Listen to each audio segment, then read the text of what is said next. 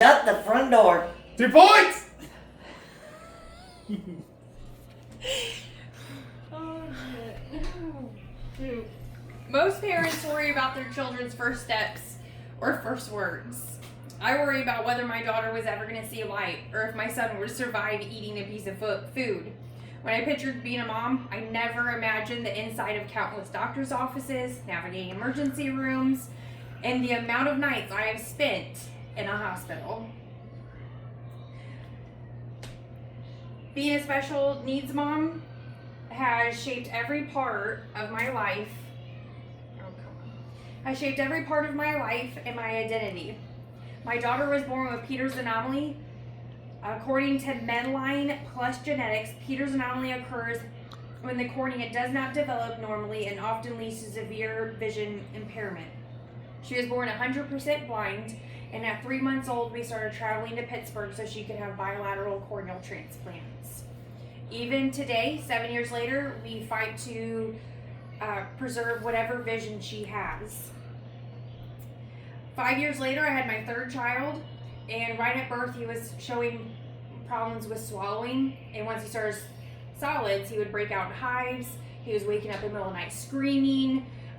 He was just having lots of problems. So after countless referrals to doctors, scopes, colonoscopy, blood work, he was finally diagnosed with something called eosinophilic esophagitis, which you can call EOE for short, and Crohn's disease. The Mayo Clinic explains that EOE is a chronic immune-driven disease that causes inflammation and difficulty swallowing.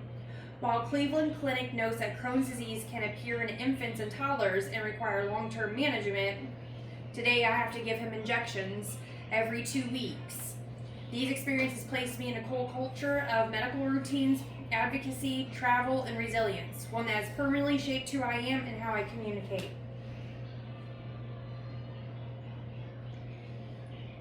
One of the biggest parts of my life is learning medical routines most parents have never had to think about. For my daughter, that means daily eye drops, which I've had to give to her entire life. It's also preparing her to go under anesthesia for her 20th time tomorrow. For my son, that's giving him daily medication, giving him his injections, doctor's appointments, and preparing him for his 9th time under anesthesia next month. If I don't monitor everything he eats as a 2-year-old and try to prevent cross-contamination, that can also cause him to be violently sick, so I have to monitor everything he does at 2 years old. The Mayo Clinic explains that EOE can cause severe reactions to food, which is why strict avoidance is necessary.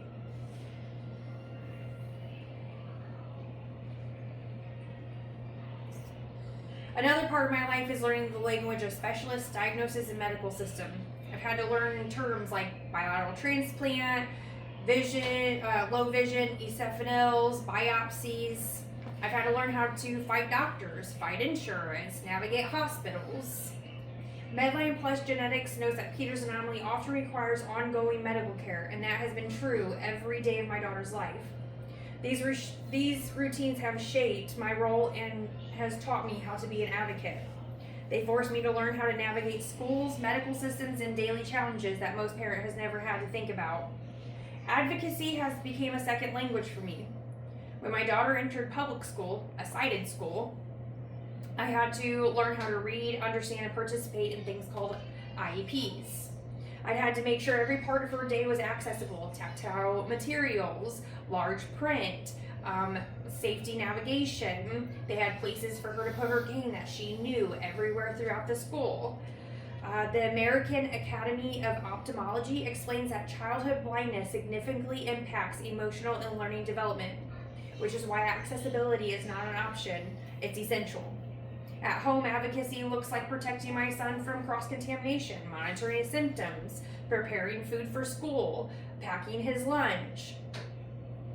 Cleveland Clinic reports that Crohn's disease often requires repeated medical procedures and long-term monitoring, and that has been our reality since he was barely a year old. Both of my children are immune compromised, which means they get sick more often and more severely than other kids. Every cold, every fever, every virus becomes a bigger battle. And every day I balance their medical needs. on top of being a mom, on top of taking care of a house and everything else that I have to do.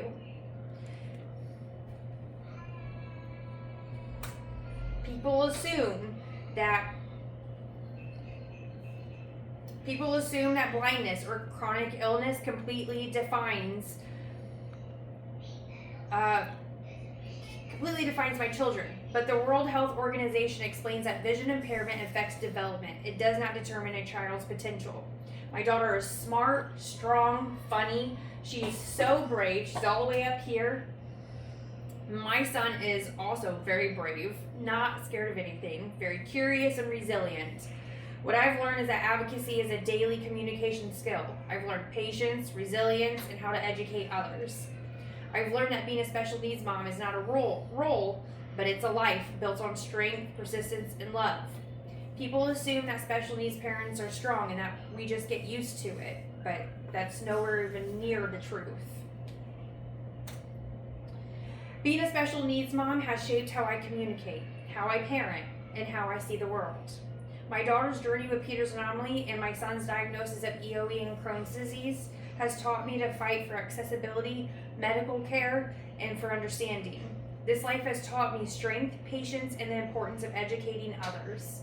By sharing my story, I hope to build awareness, compassion, and understanding for families like mine. Families who navigate a world that often wasn't built for their children, but who continue to fight for their place in it every single day.